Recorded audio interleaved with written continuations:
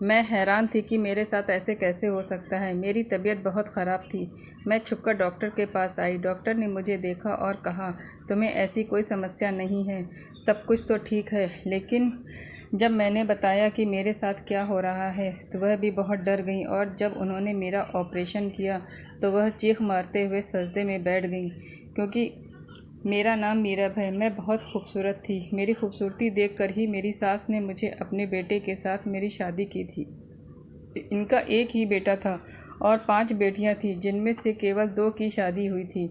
मैं 5 बेटियों वाले घर में नहीं जाना चाहती थी, लेकिन कोई और विकल्प नहीं था, क्योंकि मेरे पिता ने मेरे भावी पति और उन दोनों के साथ मिल एक व्यवसाय शुरू कर दिया था, और उसमें बहुत बड़ा घाटा हो गया था। अब या तो उन्होंने आपस में रिश्ता बना लेना था, नहीं तो बड़ी दुश्मनी हो जाती और हम बहुत बड़ी मुसीबत में पड़ जाते। अगर वह शादी कर लेगा और रिश्तेदार बन जाएगा तो वह हमसे पैसे नहीं मांगेगा। वे ऐसा ऐसा करेंगे, अन्यथा नहीं तो अदालत में ले जाएंगे। मैंने कहा, ऐसे घर में क्या मेरी इज्जत रहेगी? तब मेरे पिता ने कहा कि ससुराल में औरत की इज्जत वैसे भी नहीं होती है, इसलिए पति को नियंत्रित करना और उसे अपनी मीठी बातों से अपना बना लेना और उस घर में अलग हो जाना। जानता हूँ, छोड़ना इतना आसान नहीं था, क्योंकि वह इकलौता बेटा था। उसका नाम सलीम था। मेरे माता पिता ने अपनी जान बचाने के लिए मुझसे शादी मेरी करा दी। हम शहर में रहते थे और ये लोग गांव में रहते थे। जब मेरी शादी हुई तो मेरी सास ने शादी के दिन ही ये बात कही थी कि मैं जल्द ही अपने पोते या पोती का मुंह देखना चाहती हूँ। घर वैभव से भरा रहे तो अच्छा है। उन्हें बच्चे बहुत पसंद थे, तभी उन्होंने इतने सारे बच्चे थे। जैसे मैंने सोचा था, इस घर में मेरे साथ कुछ नहीं हो रहा था। मेरे साथ कोई बुरा व्यवहार नहीं किया जा रहा था। ऐसा ही हो रहा था जैसे कि हर बहू के साथ होता है। पहले दिन से ही बच्चे की बात शुरू हो गई थी। शादी हो चुकी है, इसलिए जल्द से जल्द बच्चा पैदा कर लेना चाहिए। लेकिन जब पहला महीना बीत गया और मेरी सास ने तभी से अजीब सा मुँह बना लिया, और मुझे आश्चर्य हुआ कि जब रात के समय उन्होंने मेरे पति से कह रही थी कि कल इसे डॉक्टर के पास ले जाओ, इसके बच्चे क्यों नहीं हुआ है। मुझे आश्चर्य हुआ कि अभी 1 महीना ही हुआ है। मैंने अपने पति से कहा। उन्होंने कहा कि मेरी माँ जो कहेंगी मैं वही करूँगा और अधिक कहने की ज़रूरत नहीं है। मैं बहुत चिंतित थी। मेरी शादी को 6-7 महीने हो गए थे, लेकिन मुझे अभी तक बच्चे के कोई आसार नहीं थे। मेरी सास ने इन 7 महीनों को मेरे लिए पाप बना दिया था। ऐसा लग रहा था कि जैसे 7 साल हो गए हैं, 7 महीने नहीं। जब वह मुझे डॉक्टर के पास ले गई तो डॉक्टर ने भी उनको यही कहा कि 1 साल तक तो देखना चाहिए। ने ये कहा कि पता करके बताओ कि ये माँ बन भी सकती है या नहीं। डॉक्टर ने मेरी ओर दयनीय दृष्टि से देखा। उसने कहा, ऐसा हो जाएगा, तुम चिंता मत करो, क्योंकि उसने मेरा चेकअप नहीं किया था। वह बस मुझे एक तरफ ले गई और उसने मुझसे कहा कि तुम्हारी सास बहुत बदतमीज़ औरत है। मैंने कहा कि सब ठीक तो है। उसने कहा, थोड़ी दिक्कत है, लेकिन समय के साथ सब ठीक हो जाएगा। अगर तुम उन्हें बताओगी तो तुम्हारा घर बर्बाद हो जाएगा। मैंने कहा, आप बहुत अच्छी इंसान हैं। उन्होंने कहा, ऐसे मामले मैं देखती रहती हूँ, इसलिए मुझे पता है कि कब क्या बात करनी है। डॉक्टर बहुत अच्छी थी। मैंने कहा, अगर मेरे बच्चे होंगे तो मैं आपके पास ही आऊँगी। उसने कहा, ठीक है, मैं यहीं अस्पताल में रहती हूँ और 24 घंटे उपलब्ध हूँ। अगर मैं नहीं भी हूँ तो मुझे फ़ोन करके बुला लेना। डॉक्टर का नाम महक था। इसी तरह 4-5 महीने गुजर गए और मेरी सास सबसे कहने लगी कि मेरी बहू बांझ है और मेरी बहू बच्चा पैदा नहीं कर सकती। वह बांझ है। मोहल्ले में कोई भी आता तो उससे यही कहती। शादियों में जाती तब भी यही कहती। बस ऐसे ही उठाकर हम ले आए हैं। मेरी बेटे की ज़िंदगी बर्बाद हो गई। मेरे लिए ये सब सहना बहुत मुश्किल था। ऐसा लग रहा था कि मुझे प्रताड़ित किया जा रहा है। मुझे समझ नहीं आ रहा था कि मैं कहाँ जाऊँ। जब भी मैं अपनी सास से बात करती, वह कहती, कैसे ज़ुबान चला रही है, आज की लड़कियाँ सब जानती हैं इन चीज़ों के बारे में। हो सकता है वह स्वाभाविक रूप से देर हो रही हो, इसीलिए मेरी सास कह रही थी कि ऐसा नहीं हो सकता, बच्चे शादी के 1 साल में पैदा होते हैं। जब हमारी शादी की सालगिरह हुई तो हमारा बच्चा 3 महीने का और 1 साल का था। हमने बीच में ही बच्चे को जन्म दिया था। शुक्र है कि मेरी उम्र ज़्यादा नहीं थी, नहीं तो इस बात पर भी मैं ताने सुनती। मेरा पति तो कुछ कहता ही नहीं था, बस चुपचाप बातें सुनता रहता। मैं भी यही कहती थी कि परेशान थी। फिर अल्लाह ने मुझ पर मेहरबानी की। एक दिन मेरी तबीयत ख़राब हो गई और मुझे हकीम के पास ले गए। जब हकीम ने बताया कि मैं माँ बनने वाली हूँ, तब जाकर सभी शांत हुए। मेरी सास को खुश होना चाहिए था, पर उनके चेहरे पर परेशानी थी, क्योंकि वो पूरे ख़ानदान में मुझे बांझ मशहूर कर चुकी थी। उन्होंने कहा था कि आप तो कहते थे कि आपकी बहू कभी बच्चा पैदा नहीं कर सकती, फिर ऐसा कैसे हो गया। मैं भी चुप हो गई, क्योंकि आखिरकार मेरी प्रार्थना सुन ली गई थी। अब मुझे कुछ नहीं कहना था, मेरे साथ न्याय हो चुका था। मेरी सास को माँ बनने की जितनी दिलचस्पी थी, मुझे लगा मेरा उतना ही ख्याल रखा जाएगा।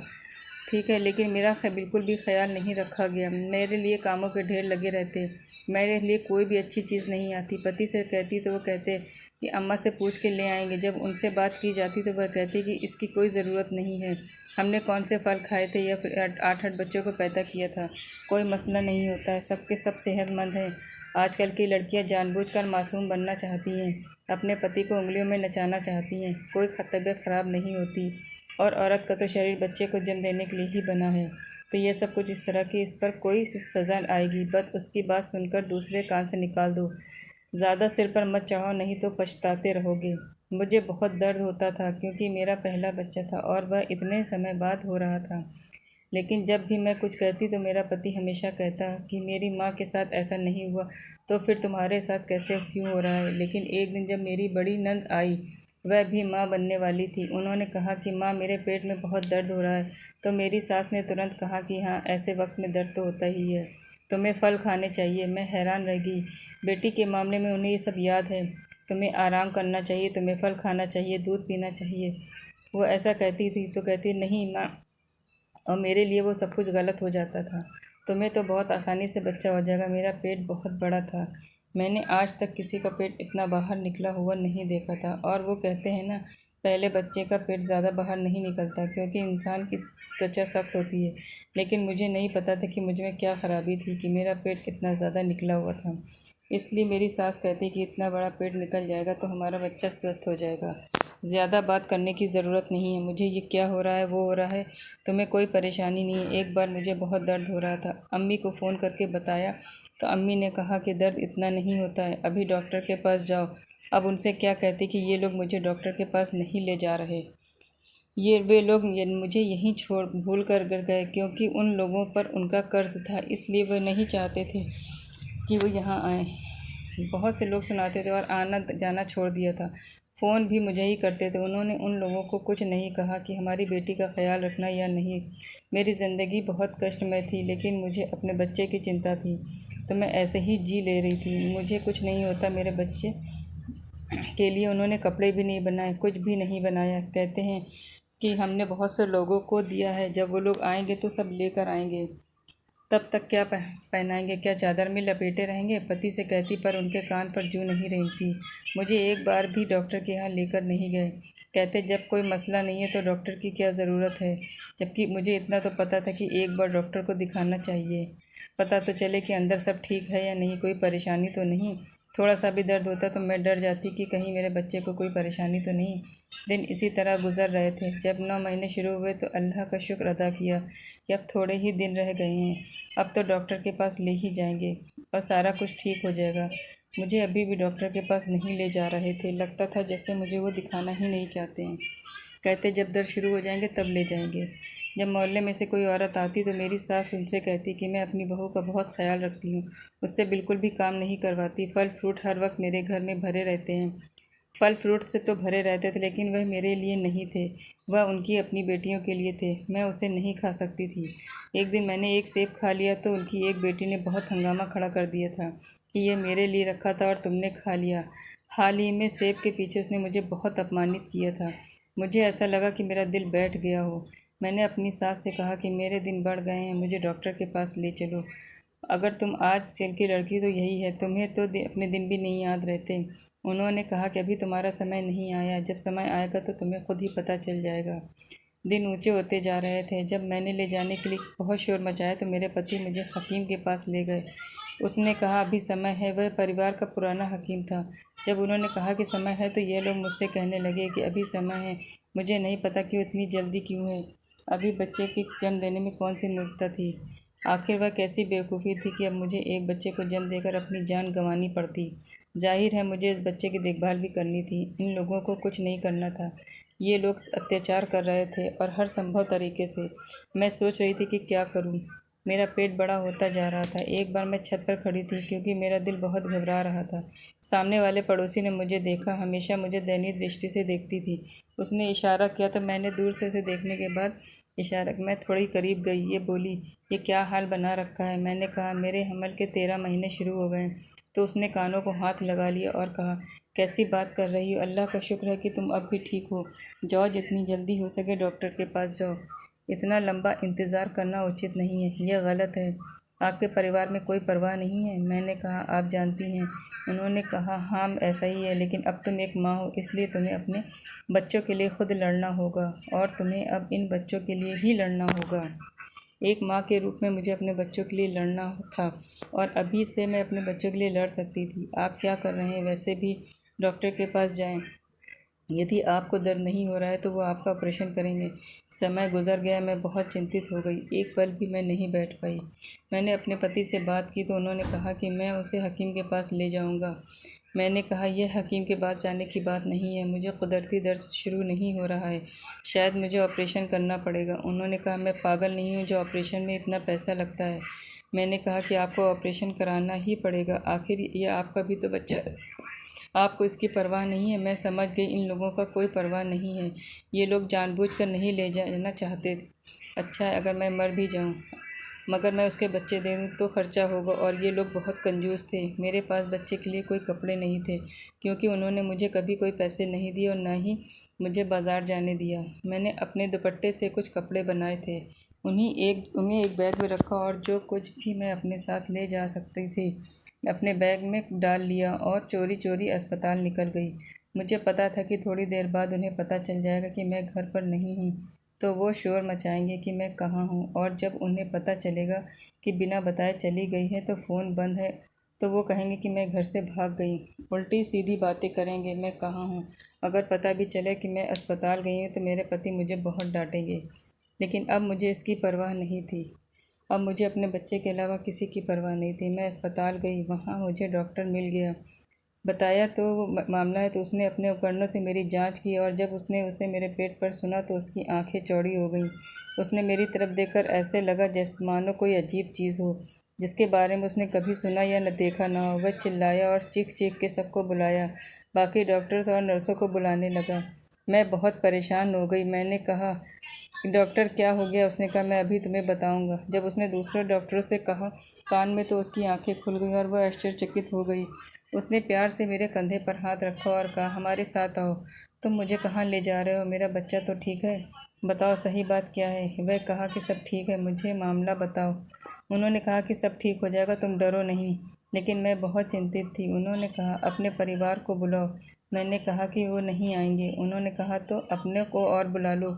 मैंने माता पिता अपनी माँ के पास फ़ोन किया और कहा कि आपको बिना बताए अस्पताल आना है। डॉक्टर ने मुझे केवल इतना कहा कि आपको ऑपरेशन करना होगा। मुझे पहले से ही इतना पता था क्योंकि समय बीत चुका था। बार बार पूछ रही थी कि सब ठीक है या नहीं। वह मुझे नहीं बता रही थी। उसने कहा कि वह सिर्फ ऑपरेशन करेंगी, वह नहीं बता सकती कि क्या है क्या नहीं, लेकिन उन्होंने कहा कि वह ऑपरेशन करेंगी। ऑपरेशन हो चुका था और ऑपरेशन में काफ़ी वक्त लग गया था। मेरी चचेरी बहन का ऑपरेशन भी हुआ था जो आधे घंटे में ही हो गया था, मगर मेरा 2-3 घंटे हो गए थे। ऑपरेशन 2 डॉक्टर करते हैं, लेकिन यहाँ 4-5 डॉक्टर खड़े थे। वे एक दूसरे से धीमी आवाज़ से बात कर रहे थे। मुझे याद नहीं कि ऑपरेशन के बाद मुझे क्या हुआ। जब वो मुझे बाहर ले जा रहे थे तो मैं बेहोश हो गई। शायद उन्होंने मुझे नींद की गोलियां दे दी थीं। जब मेरी आंख खुली तो मैं अपने कमरे में सो रही थी। मेरी माँ मेरे बगल में बैठी थी और मेरे पिता अपना सर पकड़कर बैठे थे, और मेरे पति नहीं थे और ना ही मेरी सास। बच्चे को कमरे में होना चाहिए था, पालना भी खाली था। मेरा बच्चा कहाँ था? मैं बहुत चिंतित थी। मुझे लगा कि मेरा बच्चा इस दुनिया में से चला गया है क्योंकि मैंने बहुत देर कर दी। मेरे माता पिता भी चिंतित थे, लेकिन वास्तव में ऐसा नहीं था। डॉक्टर वहाँ आए और मुझे बताया कि क्या हुआ है, और उसके बाद उन्होंने जो बताया तो मेरे कदमों के नीचे से ज़मीन निकल गई। मेरे लिए खुशखबरी से ज़्यादा परेशानी की बात यह थी कि जिन परिस्थितियों में मुझे पालने वाली थी मैं उसके लिए तैयार नहीं थी और मैं अकेली होने वाली थी। लेकिन जब डॉक्टर शकील अकेले नहीं थे तो अस्पताल का मालिक भी उनके साथ आ गया। ऐसा नहीं था कि उनके साथ वो नेक इंसान लग रहा था। वो लगभग मेरे पिता की उम्र का था। उसने सफ़ेद कपड़े पहने हुए थे, उसकी दाढ़ी भी सफ़ेद थी और उसने तस्बीह पकड़ रखी थी। डॉक्टर ने मेरा चेकअप किया और पूछा कि क्या मैं ठीक हूँ। लेकिन दर्द तो नहीं हो रहा। मैंने कहा, मेरा बच्चा कहाँ है? मैं बार बार एक ही सवाल कर रही थी। उसने जवाब नहीं दिया। उसने मेरा परिचय कराया और कहा कि ये हमारे अस्पताल के मालिक हैं, उन्हीं की वजह से ये अस्पताल चलता है। अस्पताल में कुछ चीज़ें बहुत महंगी होती हैं, लेकिन वे उन्हें मुफ्त में देते हैं क्योंकि उन्हें दान देने का बहुत शौक़ है।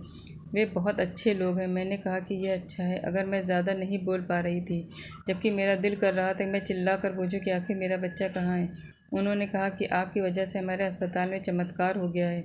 थोड़ी देर बाद हम मशहूर हो जाएंगे और मीडिया वाले भी आने वाले हैं और आपका इंटरव्यू लिया जाएगा, अगर आपकी इजाज़त हो तो। तभी मेरा पति भी वहाँ आ गया। उसके साथ मेरी सास भी थी। उसने कहा, अच्छा तुम यहाँ बैठी हो, हम कब से तुम्हें तलाश कर रहे थे। मेरे माँ बाप को इन्होंने कहना शुरू कर दिया कि आपकी बेटी को हम छोड़ देंगे। जो औरत घर से भाग जाए हम उसे वापस नहीं रखेंगे। पूरी रात बीत गई। मेरे पति के मुंह में जो आ रहा था वह बोल रहा था। मेरे पिता ने कहा कि तुम्हें दिखाई नहीं देता कि वह अस्पताल में है? तुम कैसे आदमी हो? मेरे पति ने कहा कि मैं तुम्हारी बेटी के साथ नहीं रह सकता, मैं इसे फारिग कर दूँगा। जब डॉक्टर ने कहा कि आपने इस लड़की के साथ जो किया, आपको इसे छोड़ ही देना चाहिए क्योंकि आप इस लायक नहीं हैं। आपने एक साथ 13 जानों के खतरे में डाल दिया था। डॉक्टर के मुंह से ये निकला तो मैं हैरान रह गई। डॉक्टर ने कहा, हाँ, तुम्हारे यहाँ एक साथ 12 बच्चे पैदा हुए हैं, 6 बेटे और 6 बेटी। मुझे यकीन ही नहीं हुआ ये सच हो सकता है या नहीं। मैं हैरान थी और बाकी सब लोग मेरे पति और सास पे इतना समझ निकल आया। 2 मिनट में एक दूसरे को देखा, फिर कहा, इस औरत ने एक साथ 12 बच्चे पैदा कर दिए। औरत है या भूत पालना बहुत मुश्किल है, इसलिए मैंने ऐलान कैसे करेंगे, हम कहाँ से लाएंगे इतना पैसा? हमारे पास तो सारा खर्चा मैं उठा लूँगा। जब तक ये बच्चे अपने पैरों पर खड़े होकर नौकरी करने के काबिल नहीं हो जाते, इनकी सेहत, पढ़ाई लिखाई, खाना पीना, दूध, चीज़ें, सब का खर्चा मेरी तरफ से होगा। जब इस शख्स ने यह कहा तो मेरे पति और सास फ़ौरन ही एक दूसरे को देखकर फिर से आंखों आंखों में बात करने लगे और मेरे पति ने कहा कि मुझे माफ़ कर दो, मैं परेशान हो गया था। मेरे पति ने यह बात की तो मैंने उसका हाथ पीछे झटक दिया। मैंने कहा कि कोई ज़रूरत नहीं है मेरे पास आने की। अभी तो तुम मुझे तलाक देने के लिए बैठे थे क्योंकि तुम्हें लगता था कि मैंने यह रात कहीं और गुजारी है। इन बच्चों का खर्चा नहीं उठाना चाहते थे और अब जब तुम्हें यह पता है कि खर्चा कोई और उठाने वाला है तो तुम तो देखो किस तरह से बातें ऐसे करते कि घर चलने को कह रहे हो। अल्लाह ने हमें कितने सारे बच्चे दे दिए हैं। मेरे पति ने यह बात की तो मैंने उसका हाथ पीछे झटक दिया। मैंने कहा, कोई ज़रूरत नहीं है मेरे पास आने की।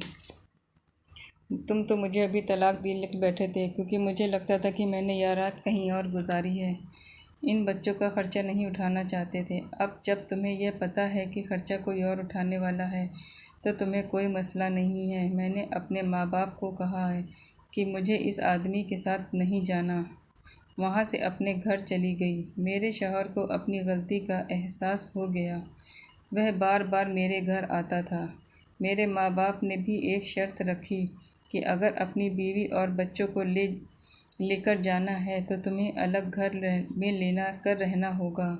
मेरे पति ने कहा कि मैं ऐसा नहीं कर सकता तो मेरे माँ बाप ने कहा कि ये हमारी बेटी को छोड़ दो, तुम्हारे लिए आसानी तो पैदा कर रहे हैं। मैं अपने माँ बाप के साथ ही रहूँगी। जिसने तुम्हारे बीवी और बच्चों की जान खतरे में डाल तुम्हारे कान खड़े किए और वक्त पर हमारी बेटी डॉक्टर के पास नहीं पहुँचती तो यह सारे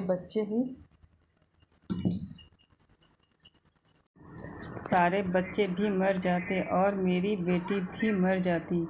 मेरे शौहर को एहसास हो गया कि मैं उनकी फैमिली में से हूँ और सब बच्चे भी उनके हैं और ठीक हैं।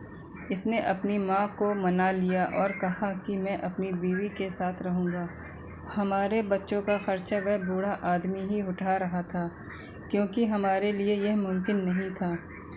लेकिन इसमें मेरे पति की अच्छी जॉब भी लगवा दी जिससे बाकी खर्चे भी बहुत अच्छे से तरीके से चलते थे। मेरे पति का जो फ़र्ज़ था और अपने घर वालों के लिए भेज दिया करते, अपनी बहनों के लिए और अपनी माँ के लिए, लेकिन वह रहता मेरे साथ ही था। अब मैं अपनी गलती का एहसास हो गया था और वह वाकई एक अच्छा पति बनकर मेरे साथ इन बच्चों को पालने में मसरूफ़ था। मेरे साथ किया हुआ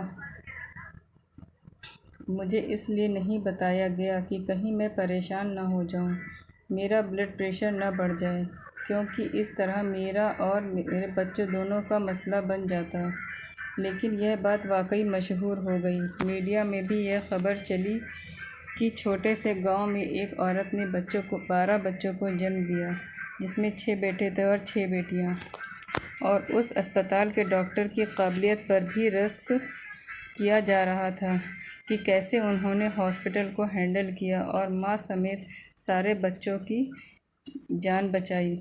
मेरी सास मुझसे क्या चाहती थी मैं आज तक नहीं समझ पाई। पहले इनको बच्चों की ख्वाहिश थी, लेकिन बाद में इनको बच्चों से ही नफ़रत हो गई थी। लेकिन वो ये नहीं सोचती थी कि अगर बच्चा हुआ तो इनका बेटा उनको भूल जाएगा। अल्लाह का शुक्र है जिसने मेरे बच्चों की राख और परवरिश का इंतज़ाम किया। बेशक अल्लाह का वादा है कि वह अगर किसी को इस दुनिया में भेजता है तो वह उसके रिस्क का भी इंतज़ाम कर देता है, वरना इन 12 बच्चों को पालना हमारे लिए बहुत मुश्किल था। लेकिन एक नेक इंसान ने सारा ज़िम्मा अपने ऊपर ले लिया और मेरे बच्चे बहुत अच्छे तरीके से पढ़ रहे थे। इनके लिए मेरी अच्छी चीज़ों का इंतज़ाम हो रहा है और मैं अल्लाह का शुक्र अदा करती हूँ और हर सांस में अल्लाह का शुक्र अदा करती हूँ। दोस्तों, आपको ये कहानी पसंद आई हो तो कमेंट बॉक्स में कमेंट करके ज़रूर बताएं। और अगर आप मेरे चैनल पर नए हैं तो मेरे वीडियो को लाइक करके और सब्सक्राइब का बटन ज़रूर दबाएं।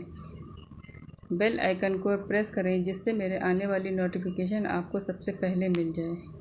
Thank you.